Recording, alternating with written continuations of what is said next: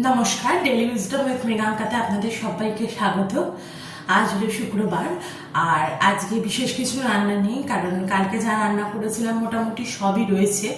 তাই সকালবেলার দিকে আর আজকে কিছুই রান্না করিনি, আর ভাত শুধু বানানো হয়েছে। আর কালকে কলমি শাক করেছিলাম, তারপর লোটে মাছ করেছিলাম, তারপর রাতে ধোকার রান্না করেছিলাম, সবই রয়েছে। তা হাজব্যান্ড বললো আর সকালবেলা আজকে কিছু রান্না করতে হবে না। তা আমি ভেবেছিলাম কি কিছুই করব না। তারপর ভাবলাম হাজব্যান্ড যে খারকুল পাতাটা এনেছিল, যেহেতু শাক ফ্রিজে রাখলে নষ্ট হয়ে যাবে, তাই সেটা করে নিই। আর ভাবলাম করবো যখন, তাহলে তোমাদের সঙ্গেও রেসিপিটা শেয়ার করি। আমি জানি সবাই তোমরা হয়তো খেয়েছো, কিন্তু কিভাবে আমি বানাই চলো আজকে তোমাদের সঙ্গে সেটাই শেয়ার করে দেখাই। এখানে দেখো, প্রথমে আমি প্যানটা গরম হতে বসিয়ে দিলাম, কারণ তেলটা গরম হতে সময় লাগবে।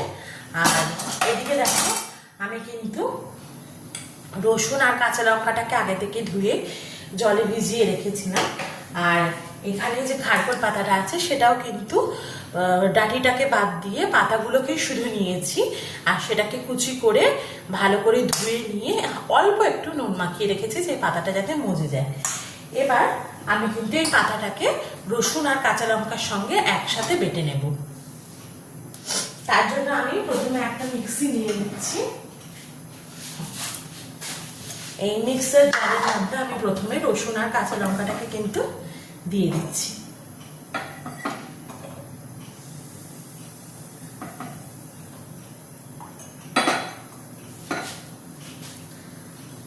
আর তার সঙ্গে কিন্তু অল্প পরিমাণও একটু শাক দেবো, সবটা দিব না। এখানে 2 আটি মতন শাক ছিল, অল্প পরিমাণে শাক দিয়ে একবার কিন্তু মিক্স করে নেব। আর এদিকে প্যানটা গরম হয়ে গেছে, তার মধ্যে কিন্তু আমি সর্ষের তেল দিয়ে দিচ্ছি। তেলটা একটু বেশি পরিমাণে দেব। এবার এটাকে আমি পেস্ট করে নিচ্ছি। এখানে দেখো, শাকটা আমাদের পেস্ট করা হয়ে গেছে।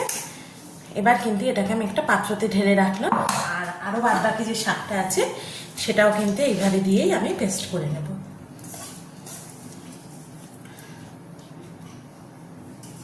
জলটা যতটা সম্ভব না দেওয়ারই চেষ্টা করবে, কারণ তাহলে শুকোতে অনেক দেরি হবে। এবার এটাকেও আমি পেস্ট করে নেব।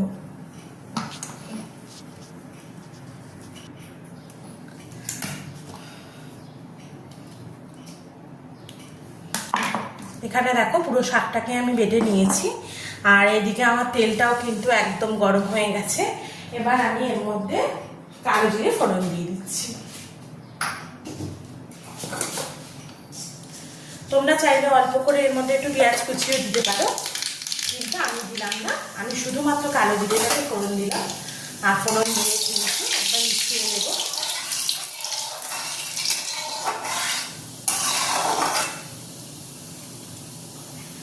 আর এবার কিন্তু শাকটাকে এর মধ্যে দিয়ে দেবো।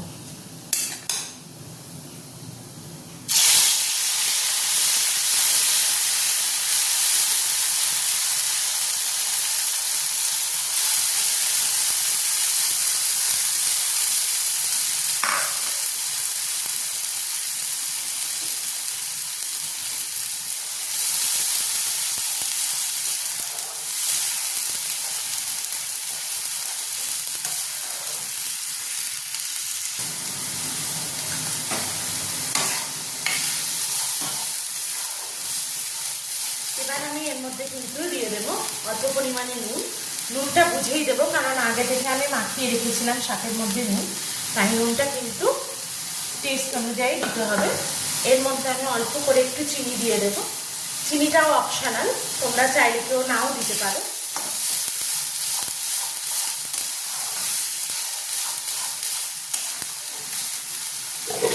আর এবার মধ্যে আমি এর মধ্যে দেবো হলুদ গুঁড়ো আর লঙ্কার গুঁড়ো। হলুদ গুঁড়োটা অল্প পরিমাণে দিয়ে দিলাম, আর দেবো লঙ্কার গুঁড়ো।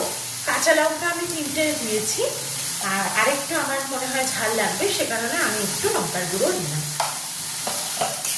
এবার এটাকে ভালো করে মিশিয়ে নিয়ে কষাতে হবে, যতক্ষণ না এটা একদম কড়াই থেকে ছেড়ে আসছে। আর কিছুই দেওয়ার নেই, এবার শুধু এটাকে একদম শুকনো করে টানাতে হবে।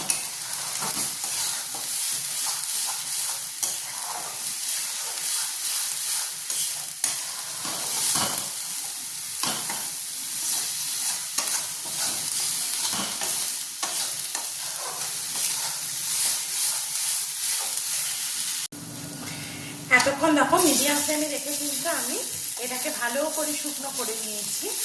এবার ফ্লেমটা হাই করে আমি এটাকে আরও 2 থেকে 3 মিনিট কিন্তু একটু ভালো করে শুকিয়ে নেব। এটা অলমোস্ট হয়েই গেছে।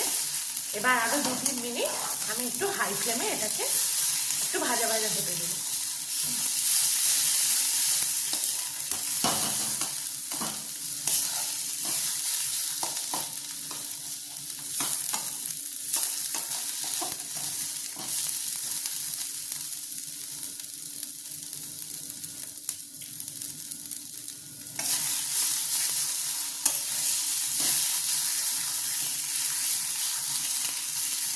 এটা কিন্তু গরম ভাতে খেতে খুব ভালো লাগে।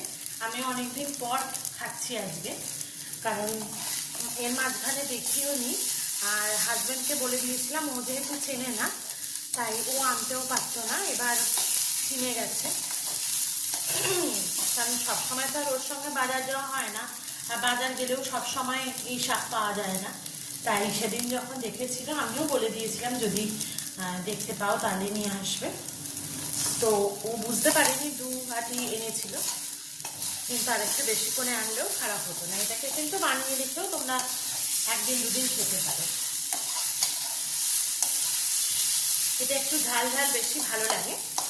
আমি একটু বেশি পরিমাণেই ঝাল দিয়েছি, আগেই বললাম। 3টে কাঁচা লঙ্কা আর একটু লঙ্কার গুঁড়োও দিয়েছি। আর তোমরা যদি আরও বেশি ঝাল খাও তাহলে একটু ঝাল দিয়েও কিন্তু রান্না করতে পারো। এটা দেখেছো, এটা একদমই কড়াই থেকে উঠে আসছে। এবার এটাকে কিন্তু আমি নামিয়ে নেব।